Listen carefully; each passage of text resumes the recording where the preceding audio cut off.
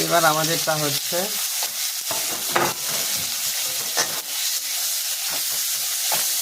Tomato আর পেঁয়াজ দিয়ে।